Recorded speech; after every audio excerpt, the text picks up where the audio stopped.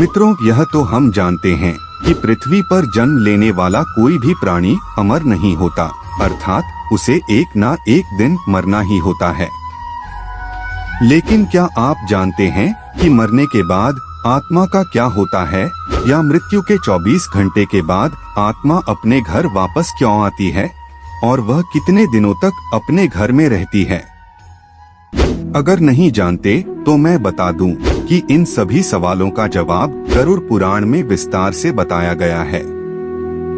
और आज की इस वीडियो में हम आपको यही बताने जा रहे हैं, तो चलिए वीडियो शुरू करते हैं।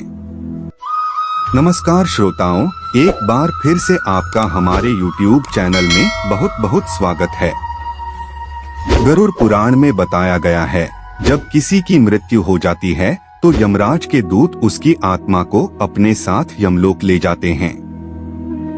जहां उसके पुण्य और पाप कर्म का लेखा जोखा किया जाता है और फिर 24 घंटे के अंदर यमदूत उस प्राणी की आत्मा को वापस उसके घर छोड़ जाते हैं।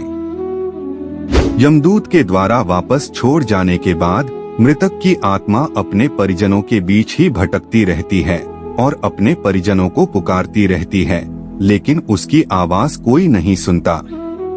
यह देख मृतक की आत्मा बेचैन हो जाती है और जोर जोर से चिल्लाने लगती है, तब भी उसकी आवाज को कोई नहीं सुनता। इसके बाद मृतक की आत्मा अपने शरीर में प्रवेश करने की कोशिश करती है, लेकिन यमदूत के पाश में बंधे होने के कारण वह मृत शरीर में प्रवेश नहीं कर पाती है। इसके अलावा गरुड़ पुराण में बताया गया है, किसी की मृत्यु हो जाने पर जब उसके परिजन रोते बिलखते हैं तो यह देख मृत आत्मा दुखी हो जाती है और वह भी रोने लगती है,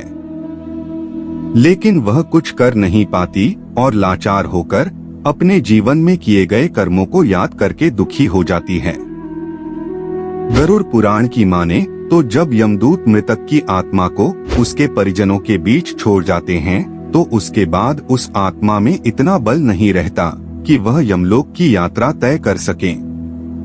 गरुड़ पुराण के अनुसार किसी भी मनुष्य की मृत्यु के बाद जो 10 दिनों तक पिंडदान किया जाता है, उससे उस मृत आत्मा के विभिन्न अंगों की रचना होती है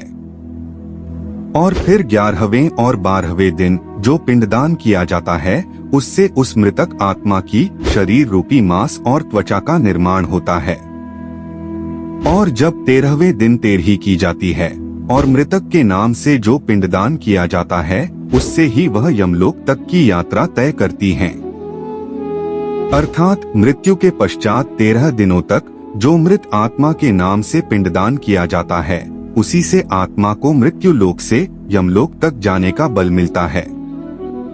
मित्रों, इसलिए गरुड़ पुराण में बताया गया है कि जब किसी मनुष्य की मृत्यु हो जाती है तो उसकी आत्मा 13 दिनों तक अपने परिजनों के बीच भटकती रहती है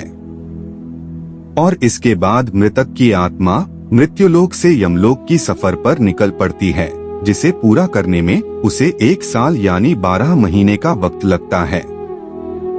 मान्यता के अनुसार 13 दिनों तक किया गया पिंडदान इस 1 वर्ष मृतक की आत्मा के लिए भोजन समान होता है। मित्रों, अब आपके मन में सवाल उठ रहा होगा कि अगर किसी मृत आत्मा के निमित्त पिंडदान नहीं किया गया तो क्या होगा?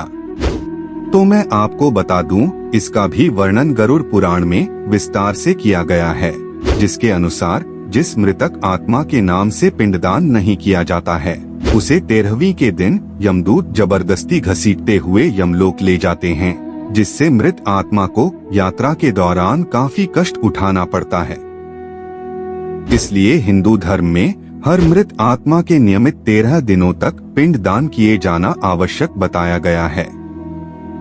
इन सब के अलावा गरुड़ पुराण में यह भी बताया गया है कि 13वीं के दिन मृतक के निमित्त परिजनों के द्वारा किया जाने वाला भोज कर्ज लेकर किया जाए तो मृत आत्मा को शांति नहीं मिलती। मृत आत्मा को इन बातों का बड़ा ही कष्ट होता है, मन ही मन सोचता है कि काश मैं अकेले ही कष्ट उठाता।